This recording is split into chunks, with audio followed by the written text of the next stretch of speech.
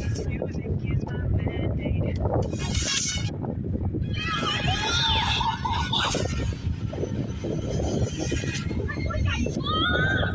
อยู่ในนี้กัน24 ชั่วโมงแผนการเล่นคือ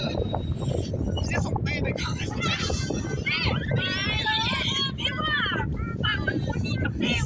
ตอนเล่นคนเป็นพ่อก็ต้องไปก่อนไปถึงบ้านเขาเปิดประตูถ้าเกิดมันโอเคเดี๋ยวจะออกมารับไปแล้วนะ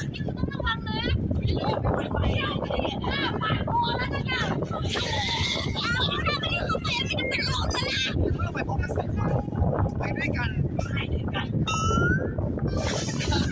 โอ้ยโอ้